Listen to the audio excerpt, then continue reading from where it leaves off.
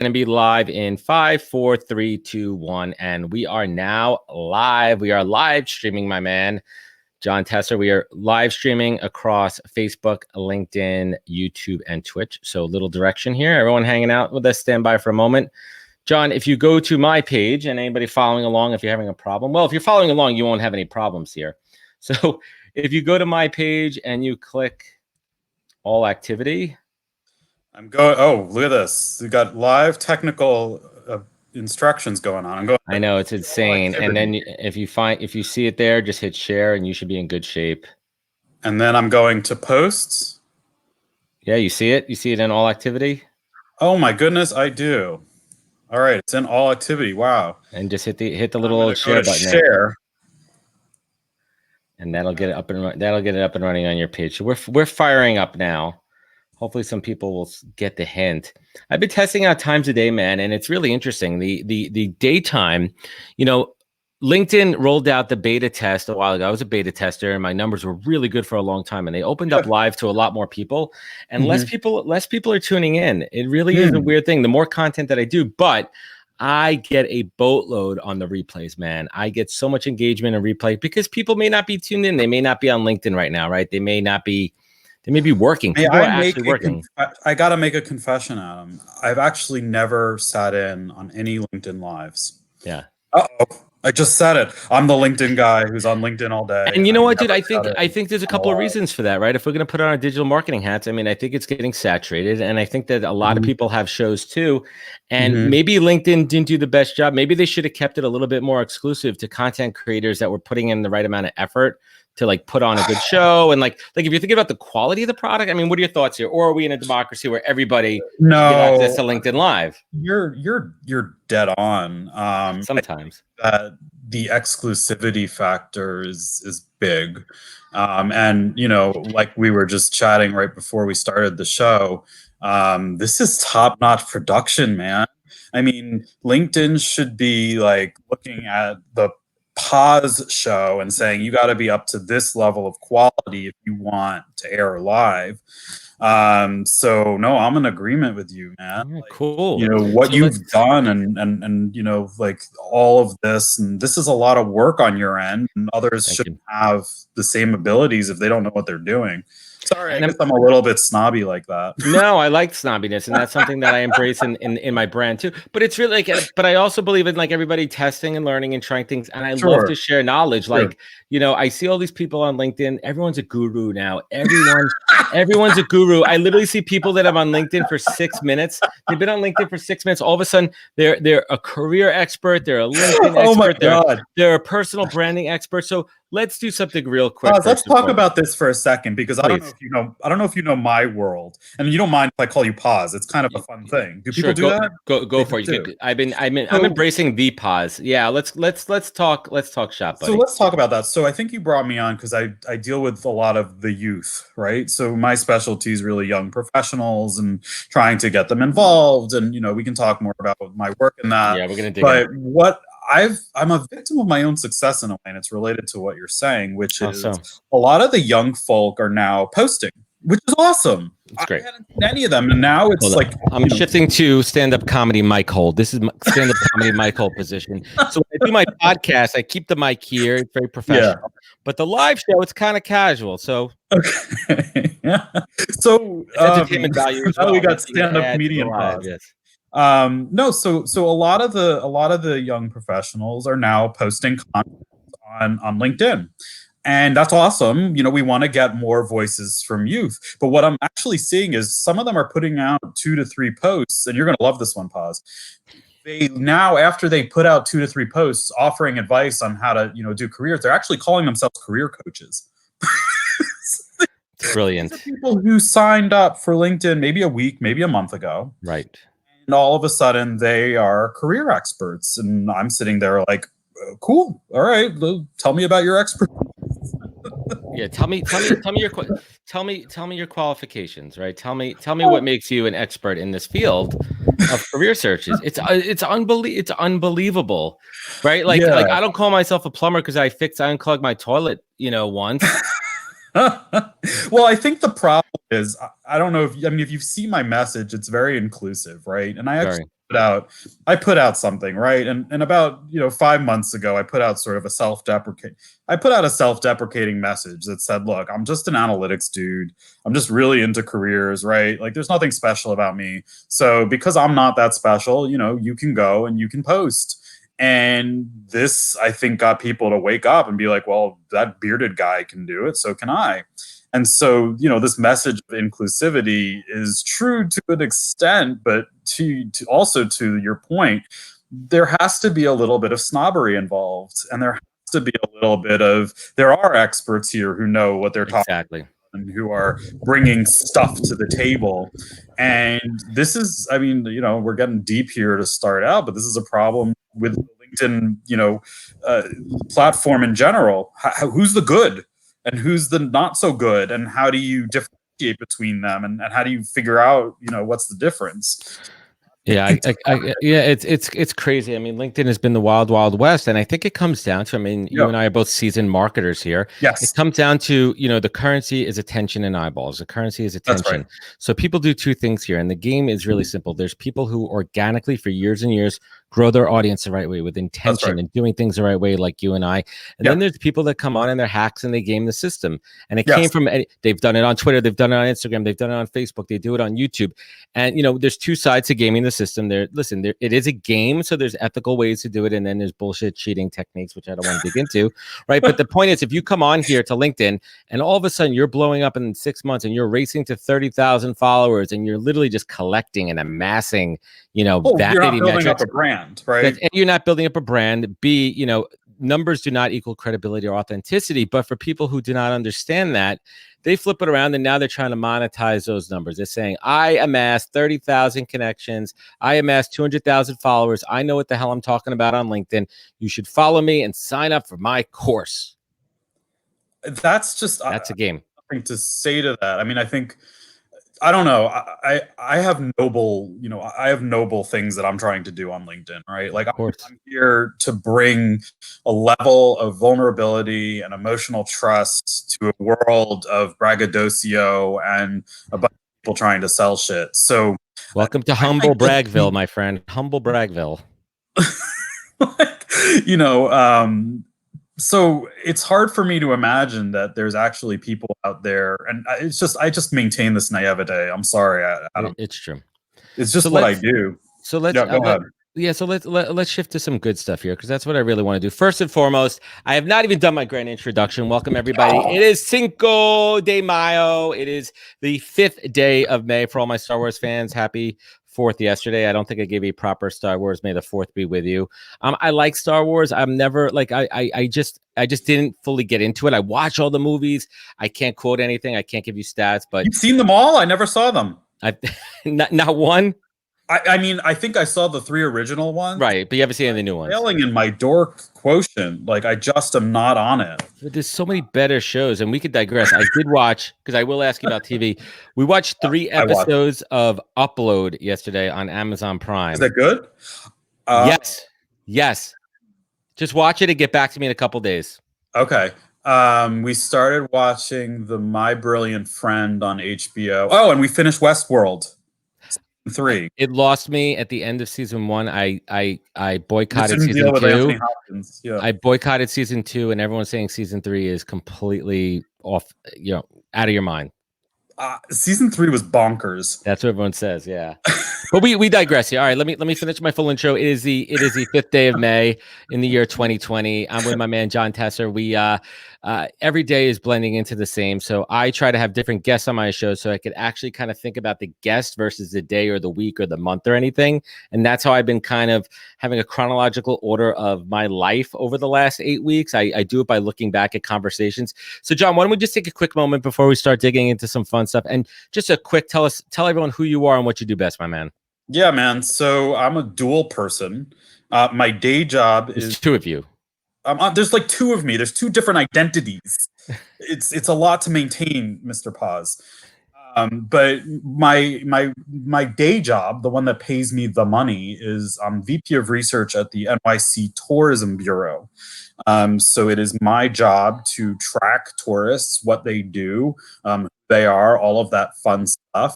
My job's gotten way more interesting since stuff's been going on, We'll and dig into that. interesting is one turn. And then I'm also this guy who calls himself and I did this as a joke, by the way, but I call myself a career whisperer for young professionals. And essentially I work as now like a more of like a mass mentor to, younger folk, particularly college and grad students and people who have 1 to 2 years experience. And I work with them less on the like tangibles, like make your resume better. And, here's how to do a cover letter and here's how to apply for a job. I think there's a lot of resources that do that. But what I really do on LinkedIn and what I'm all about is bringing this idea of emotional openness, emotional intelligence.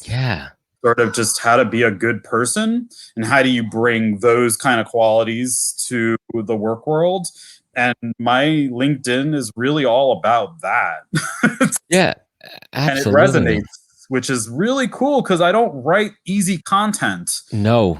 Stuff that I write, it makes you think and it makes you uncomfortable. And that's what I'm aiming for. There's enough people who are spouting the same stuff. And so my job on LinkedIn is to be a bit of an instigator, to be honest, to let people to wake up, open your eyes, and think about things in a different way. That's why I say on my profile page, my goal is to make you think differently. And I reached 2 people who can think differently because of what I've done, I win. Absolutely, man. And I really appreciate that because, as we were riffing on earlier, there's so much of this broetry, as they call it. And it's really interesting. And Gary Vaynerchuk, wrote about it the other day because I agree with this. So many people are writing because they're writing what's going to resonate most from a metrics perspective. What am I going to write to get the most likes, the most follows, right? The most engagement, right? They're not writing for their true value. They're not writing for what they're trying to accomplish. They're writing for what they think someone else is going to perceive. Well, I think this is a fascinating subject, and I do want to actually get into this. I think it's because people there's like a dopamine rush, right? Like, oh my God. Oh yeah. Likes and followers. Bing, bing, bing. Respect me and they love me because I'm getting these big numbers and I need to keep getting more big numbers, right? And it's false. It's a false way of looking at it because you're not taking the bigger view, which is what am I really trying to do here? What's my brand? We were just talking about this, Mr. Paz, which is how do we create what brand we want for the world? How are we making a difference? And people don't step back and think about that. They're in it because they need the dopamine hit. They need people to realize that, they matter. That's essentially where this comes down to if we're going to get into deep psychological. 100%. I'm on LinkedIn. I'm posting on Instagram because I matter. And serving the ego. It's driven by ego, and it's really just a false game. If you're not writing content that's resonating with your brand and your message and what you're trying to do, you may be able to get hundreds of thousands of engagements. Good for you. But what are you really doing? Who are you really helping? Are you helping yourself? Are you helping others? That's really what the question is, and that's what needs to be figured out. Right. And what business are you actually generating? What are you getting out of that? What is it doing? Are you able to cash in those eyeballs? Right. And then what does that mean to do business on LinkedIn? That's like an even deeper psychological right. I mean, and there's so many people that are doing real business, and we could talk about real business. We could talk about there is consulting. There really is some deep career coaching. There really is some really qualified resume folks on here too. And then you got the snake oil salesman. You know what? It's like buyer beware, man. You know what? I give a lot of shit to people for trying to sell crap on LinkedIn, but you know what? There's someone on the other side buying that shit, man. And you know what? Shame on you. So and I've gotten to this point too, where I could preach all day long from my perch, my mantle. I could sit on my wood mantle over here and I could just preach all day about all the crap that's going on LinkedIn. But you know what? If you fall for that shit, you're not my audience anyway, man. You're not the person that I do business with. You're not one of the candidates and you're not one of my clients. No. And it's really funny that you say that because I'm not on LinkedIn. This is really crazy because I'm not on LinkedIn for any monetary purpose. I'm on LinkedIn to affect as many people with my philosophy. It's almost like insidious what I'm trying to do, which is this humanistic, It's awesome though. psychological, Eastern philosophy meets psychotherapy approach to LinkedIn. And my metrics of success are people saying, dude, you're inspiring me. Yeah. And you're getting me to think differently. You're getting me to open up. You're getting me to be more psychologically open. And that's, I got enough money, right? I'm making enough money in my day job. But for me to really make an impact, at some point in your career, you're beyond making money. You're like, how am I going to make an impact on the world? And I don't know. I'm just deeply satisfied by the impact I'm making on the world. It sounds really cheesy, right? Like, who's this guy who's so full of himself that he thinks he can make an impact on the world? But fine, I'm that narcissistic that I think my message is resonating on a deeper level. It's not about, for me, it's not about making money. It's about affecting as many lives with the content and the conversations that I'm having as possible. Yeah, but your content's awesome because you hit the nail on the head there. I mean, first of all, you have to put in the effort to read your content, and I mean that in a good way, right? You're not writing for I call it LCD marketing on LinkedIn, lowest common denominator marketing, and I think a lot of people are doing that for the eyeballs. Your content is thoughtful, and it takes an equal amount of work that you put into it to read it, comprehend it, and really figure out what that key takeaway or action item is. And that's right. And that's where you're making a difference, and you get some pretty damn good engagement in yourself, my friend. But I think it's earned. I think it's earned. Okay. It's earned engagement. I appreciate that. I'm doing okay. I mean, the thing is, there's a lot of people who do a lot better than I do, and I'm cool with that because my content really isn't meant for mass consumption. I think the point that you're making is in each piece that I put out, when I put out a piece of content, people aren't aware of this, but every single time I do it, there's a deeper underlying message there that I want someone to find. And they want somebody to sort of wink and nod along with me that John's really trying to say this. He's got words on a page, but if you go beyond the words and you look at the message he's trying to convey and how he's trying to say, like, maybe consider these things as you live your life. Wow, then it's like, okay, cool. There are people who can resonate with this. And what I'm able to do from there, Adam, is actually we're gonna get interrupted in a second by my 2-year-old. So keep going. He's gonna come in. Cool. My kids are now on the roof stomping. So I hear you. Anything goes. Continue. I ruined your train of thought there. I was just giving a warning. He's coming in. No. I'm so that you're really good at this because you're giving me warnings with the 2-year-olds. Mine just interrupt and I start yelling. Okay, so back to my train of thought, because I was getting going. Once you get me going, I got to keep going.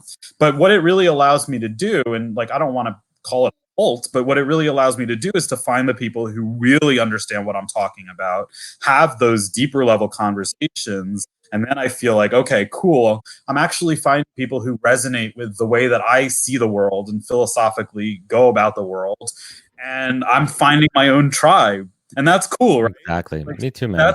That's what we're all trying to do, which is like, hey, I've got these ideas about how you should live life. I've got these ideas about how I think. I'm putting it out on paper. Some people read it. And then I find the people who are like, wow, that message resonates with me. And I'm like, aha, now I'm finding the cool people to chat with. Yeah, you find your tribe, and your tribe attracts you, man. I mean, like attracts like. I mean, absolutely. So I want to talk about, so I dug in a little bit to your process here, and it's interesting how you approach a young professional, right? And for everyone out there, let's explain your process. What are those questions that you ask them so you can really get a sense of their why and their purpose and see if they're aligned?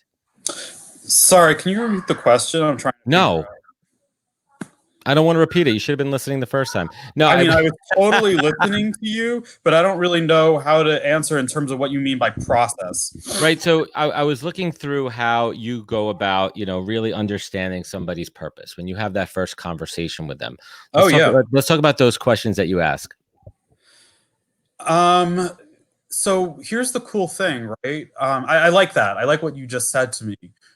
The way that I am able to generate the content that I do is I'm fortunate enough that the young professionals, and this is mostly 18 to 26-year-olds when we're talking about young professionals, mostly kids in school, graduating seniors, etc., to early career. And most of the content that I generate happens because they reach out to me and they have questions that they ask. They say, John, hey, what do you think about this? And I'm like, oh, that's a great idea for a post. and I put something up, and a lot of people come back to me and they say, oh yeah, I've been thinking about that too. Right. So I essentially use my LinkedIn direct messages as a way to essentially figure out the kind of stuff to talk about. But I like it. Really even more interesting, Adam, is the fact that, I don't know if you're the same as me. When someone enters my network, I take that very seriously. And I actually reach out to everybody who is a new connection. And I send them, like, welcome to my network. And I've changed that message over time. How so? And I used to say, it's an honor to have you in my network, right? I'm being serious. I really do want to welcome people. And I used to say, let me know how I can be of assistance. And I look forward to being in touch. I've stopped that. I've stopped the let me know how I can be of assistance. And I've moved into, I want to hear your story and let's stay in touch. Do you see the difference? Mm-hmm. Yeah, go ahead. Yeah, no, it's fascinating too. And how is the responses differed? Like, what is it? Is it moving from an immediate ask? That's right. Someone being more open. That's right. Yeah. And so the people probably get freaked out by that, right? Like, why is this old bearded guy who's talking to young professionals asking me about my story? That's a weird thing to say. But the ones who do answer are the ones who it's worth having a conversation with, because they're realizing, oh, this guy is actually here for longer term relationships. He wants to know about me. He wants to learn what I'm all about. Yeah. And so, yes, it's exactly right. Because young professionals, and you tell me if older professionals do this, but young professionals view networking as a way to get something out of you, right? So they see me as an analytics professional with 45,000 connections or whatever I have. And they're like, oh, this dude can help me get what I need. And if or he can help me figure out what I need for free. He can take his valuable time out of his day to help me. And I've moved the conversation away from how can you help me, and I'm trying to get into the head of young professionals and networkers this idea that networking is a mutually beneficial process, which you take for granted, but a lot of these students don't. And so when I ask for your story and I want to stay in touch, I'm setting the groundwork to stay in touch for the long term and to realize that this is an initial reach out, and we need to get to know each other before I even attempt to help you with anything.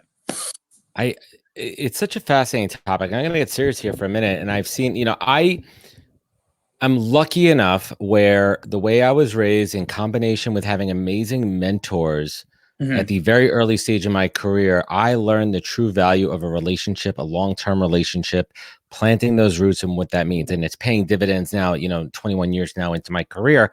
Yep. And I feel that, for whatever reason, society, or maybe people aren't being taught the right way, or maybe, new people to the marketplace are being taught by people that are relatively new themselves, that's a lost kind of art, a lost skill. And I preach it all the time, moving away from being transactional. And it's not a knock. I mean, it is a knock, but it's not like a knock on your personality, right? Like, really understanding that the seeds that you plant now are going to be those plants, crops, and flowers in 10 years from now. It's hard for people because it's instant gratification. It's now, what's in it for me?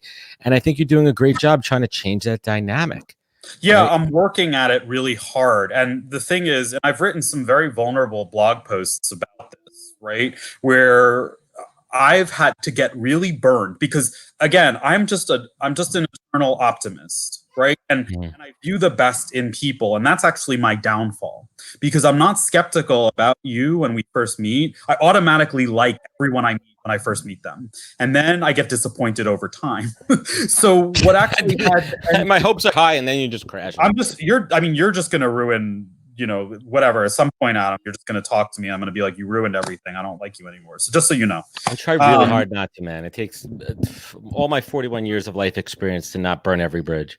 Yeah, you and I are the same age. Holy shit. I got a lot more hair. Look how much hair I got. You could buy, I have it up here, right? I have it all this up here. This is my Corona hair. How'd you keep all that hair?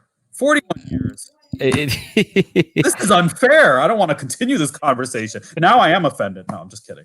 But what I wrote about in my blog post was I had some extremely, really, really difficult situations with young professionals that I was trying to help.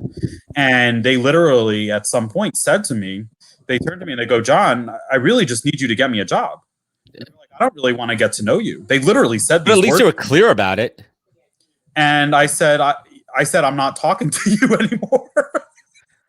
But let's flip it around too. Let's say they came to you in the first conversation, and I think intentions are important. I think I get them too. Where sometimes it's okay if people are upfront and they're telling you exactly what their ask is immediately. Oh no, I appreciate that, but I will tell them to go away. Right, because that's not how you operate. I don't operate with transactions. Yep. And it takes people by surprise. And as soon as they realize that he's not operating with transactions, you lose about 80% of them. Good, because those aren't the people you want to deal with anyway. They go away because they're like, oh, he's not giving me what I need right now. And eventually down the road, they're going to get hurt. And they're going to have to understand, like, they're going to have to learn through trial and error, like you and I have, right? That the transactional nature of what they do isn't going to work for them. But that's not my job to teach them, right? I can only go so far. And, we both are really busy working professionals with kids. We don't have time to just give ourselves and offer ourselves to those who aren't in our tribe or aren't espousing to our values. Or not at least on the same wavelength of how we want to help mentor them. That's right. Yeah. And, mentorship, and I don't know how you feel about it, but it's something I take very seriously. If somebody says, I want to be mentored by you, I suddenly go, I don't know if that's true. Yeah, and then you have to vet it out too, because our time, and I'm gonna be straight up with this too. Oh, this is so hard. I'm gonna be polarizing when I say this. As you get older, your time becomes more valuable because your time is not your own. Polarizing. Because your time is not your own time. My time is much more valuable now than it was when I was 22 years old. Absolutely. I my time with my kids, my time with my family, my time to myself, my time to be my best self before I could even, and time for my job that pays the bills before I could get to anybody else. So I am giving you my time, when you're giving somebody your time, it's gold. It's gold. And gold. And if they don't treat it that way and they don't reciprocate, and if they don't understand that it's not worth it, so you have to vet somebody early in the process. Oh, I vet them really, really hard. And they have to go through a rigorous process before I even get on a video chat that says, let's talk further about what you mean by mentorship and how I can be a part of your life, because you have to espouse. It's rigorous now. Right? It should be. I say you have to espouse by the values that I've talked about in all of my posts, that I talk about giving first, that I talk about mental fortitude and awareness. I talk about vulnerability. Are you willing to go there with me and go on the journey with me? And if not, if you're not willing to be vulnerable, if you're not willing to have that kind of relationship with me, if you're not willing to, understand that my time and giving, your time and giving have to be equal, I'm just not there for you. And so, 100%, man. 100% too. And you talk about something which is vulnerability, and I think it's hard for young people because they don't know, and to be fair to them, they don't know what it's like to be vulnerable because there's so many other experiences in life that they haven't had yet. And now we sound like the two old guys here too. But there are so many. I argue for a second, Adam. No, it's fine. We could debate that too, because I wasn't vulnerable. I mean, I'm speaking for myself. Like I wasn't vulnerable either. Right. But I became much more vulnerable, in the last couple of years of my life, because I saw by dipping my toes in that pool of vulnerability, how many doors it opened up for me. And that's kind of where I was going with that. There are plenty of young people that are super vulnerable, but I'm making a generalization here. I'm actually really impressed by this is an area where I'm much more impressed with the younger folk than I am with people our generation. Awesome. The way that so many of them have opened up to me about their struggles, are opening up now on LinkedIn about the things that they struggle with, about the things that they think about their emotions and how they feel about things. This is, as you said, not something that our generation ever really did. And forget the older generation, our parents, the boomers. Like, emotions don't exist and they throw them under the rug, right? Sorry, I'm going to get a lot of blowback for that one, but that's fair. But the younger kids, like, this is another reason that I really enjoy working with them and I have the patience to deal with them, is that if I call them out on their lack of vulnerability or their lack of emotions or anything like that, they're really fast to open up and to acknowledge that and to say, that's an area I need to work on. That's why I really have a lot of faith in this generation. It's awesome. How much more emotionally aware they are than our generation, us Gen Xers / Z. I don't know what we are. Are we? for X. Well, I mean, we're in a weird place because, and I think why, you know, a little generational thing here, we have the best of both worlds. Like I remember, like you do a corded phone. I remember my VCR That's having right. a wire to it. I remember HBO being this gray box on top of my TV with a little side switch on it. I learned to type on a typewriter, but I also had a BlackBerry. I also had my StarTech. I had the first iPhone, so we know how to do all this shit, man. We are Yeah. dangerous. Yeah. And that's the other interesting thing, right? A lot of the younger generation are very, very comfortable with, you know, digital communication, whether it's texting or sending memes or anything like that. And then I don't know if you found this, if you get on the phone with them, a lot, I don't know what to do. They only know how to type. That's why their texting game is strong. They can type. Yeah, again, what I'm saying is a generalization. It's offensive, but I have seen it happen where I have really great conversations over online. They're vulnerable and all this, and then you know, I talk to them in person. And you know, neither of us are a difficult person to talk to. I can tell. I talk all day long, man. I do it for a living. so, Someone you know, actually pays me to talk. Yes, I get paid to talk. That's great. And so I get on the phone, and then you know they bottle up, and I'm like, oh, you guys are uncomfortable. I'm doing my best to try and make you feel more comfortable, because like you said, we have a foot in both worlds in our generation, and that's a nice thing. No, it definitely is. So let's talk shop a little bit about your day job. I mean, Okay. tourism is. I'm sure you could probably do your analytics now on one hand, right? You want to talk about tourism analytics? Let's talk some real numbers here. I mean, New York City thrives. I mean, it is the blood of New York. The restaurants, the shows, the stores. I mean, everything we could think of, the hotels, everything has come grinding to a halt. Let's throw a number out there, if you don't mind. How much business? I don't know, like a rough number. How much business has New York City lost in tourism over the last 2 months? It's almost impossible to say. We have been looking at the hotel figures down where you would expect. You know, I think we saw 95% drops in occupancy in hotels. You know, the numbers have come up a little bit recently, but the reason for that is some of the hotels, well, it's kind of depressing. The reason, some of the hotels have gone out of business. So we've lost some of the rooms. So the more rooms you lose, the higher the occupancy. Ugh. We're talking shop here. But the other thing is they're actually, some of the hotels are hosting essential workers. Yep. So they're getting some rates to go up because of that. So, you know, right now, as a researcher in the tourism industry, it's almost like, well, I can't really report on anything that's happening right now in the industry. I have to try and figure out what is it going to look like for a recovery, and when is that going to happen? And those are the questions that we're getting asked by our membership organizations, like the restaurants and the hotels and the museums. What is the recovery going to look like? And until we get more guidance from, you know, the mental health, from the health, and from, you know, the public safety, all that kind of stuff, how are we going to know? Yeah, go ahead. But it's so different too, because I mean, everyone, a lot of people, I shouldn't say everyone, they're like, we bounced back from 9/11. You know, the city was was shook up and everything. Here's the difference: 9/11 was a singular one-day event. That's right. That was over after that. Yes, we felt the ripples economically, but this is a invisible enemy. We don't know where it's happening. We don't know where it's at. We don't know if it's coming back again, which I think we kind of have that feeling there's going to be a second wave of that. Yeah. Then we start to talk about businesses and restaurants. It's not like after 9/11, okay, we could get back to full capacity. You know, if you look around what's happening in Europe and some other states that are doing it well with the reopening, it's a scaled, tiered comeback. It's different levels of occupancy in restaurants. And then how does a New York City restaurant, like, let's just call it what it is, a New York City restaurant's a lot different than a Cleveland, Ohio restaurant as far as rent. Like, you can't open up. It's cheaper. I shouldn't say cheaper. You actually lose more money if you have a restaurant open and having to staff it up to only have 25% customers, right? Like it's so there's just like, you're dead on, right? Like, we don't know what's going to open up, when it's going to open up. We don't know, like you said, is there going to be a second wave? You know, my opinion on some of these other states that are opening things up now is this is a huge mistake.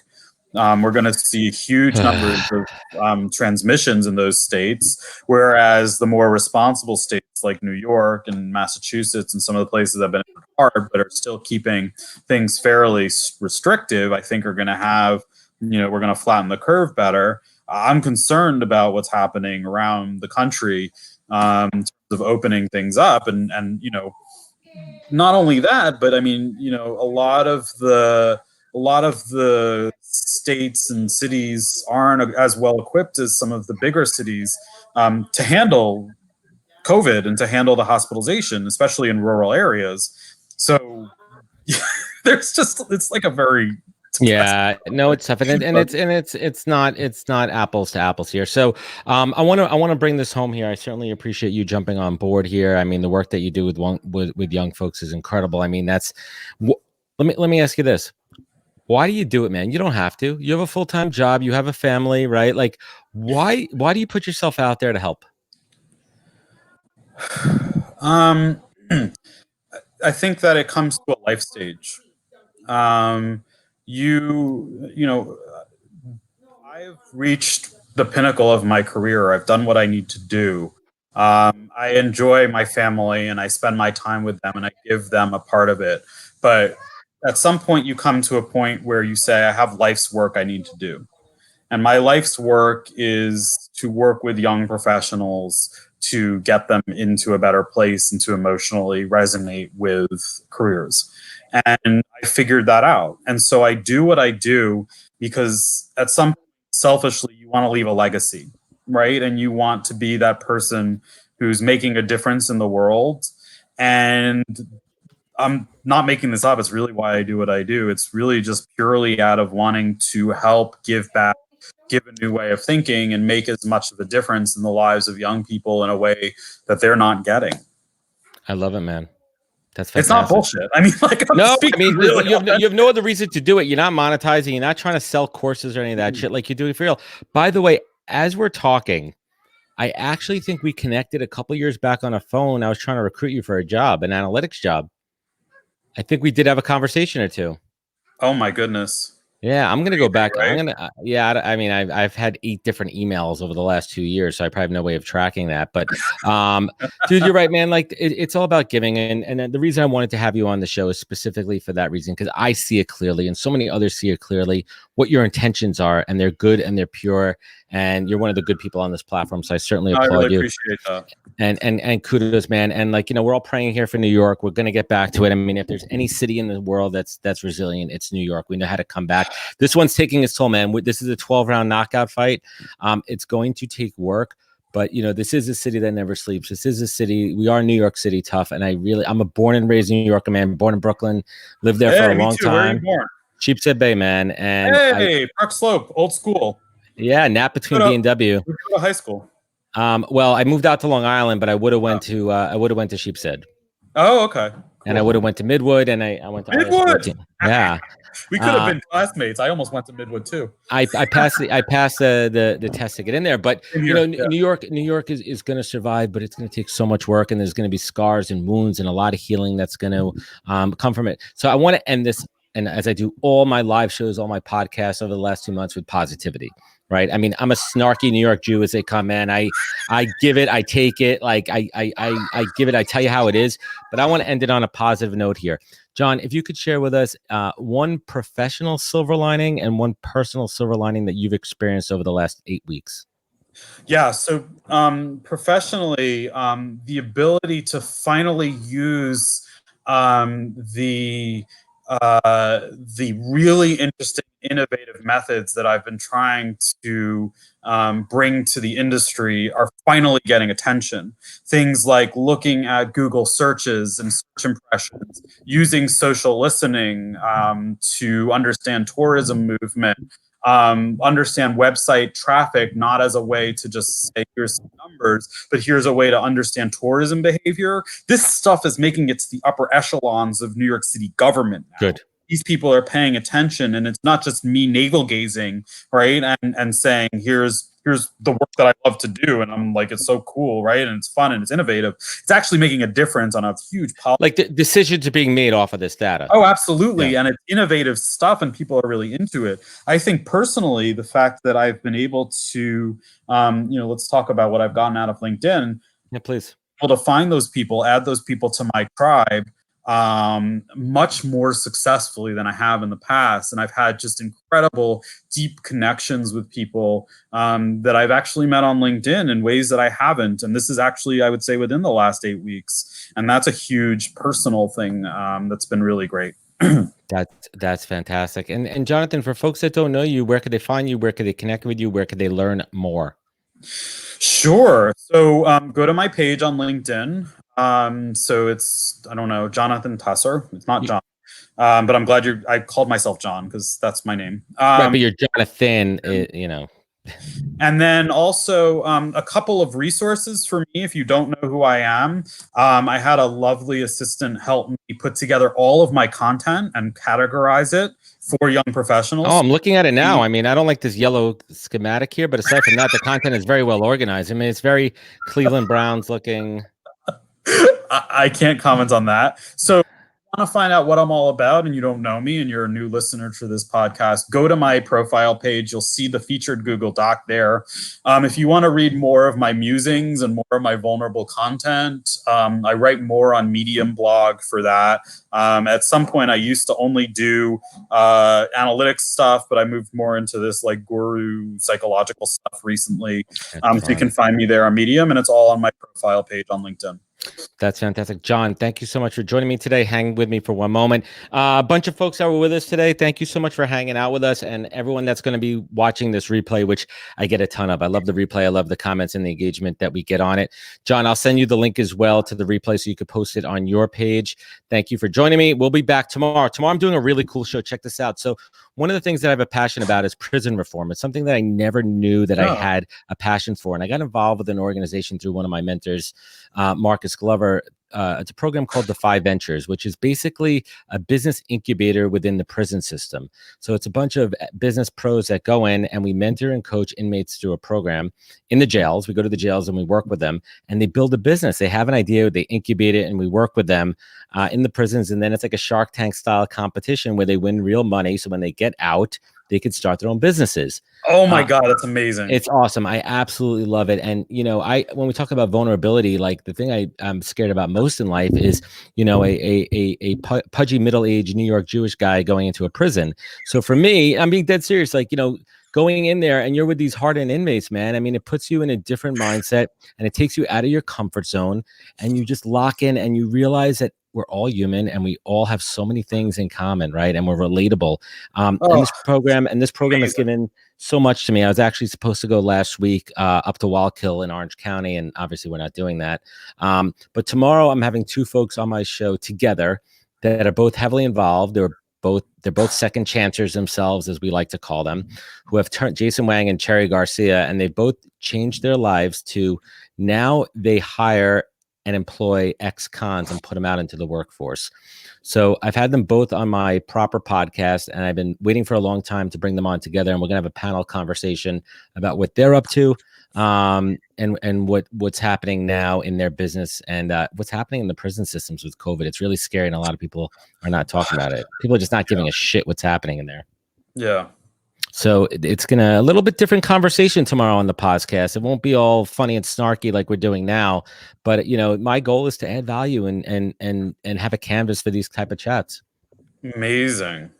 Wow. It should be a good one. I literally just wrote my thanks. I literally just wrote my questions out for that one, and like really just thinking about like where we're going to go with this. So that should be a good one. So I'm done rambling. John Tesser, thank you for taking the time out of your day. I appreciate you, brother. Let's stay in touch. Everyone watching, catch us tomorrow. We'll be back live. Take care. Bye.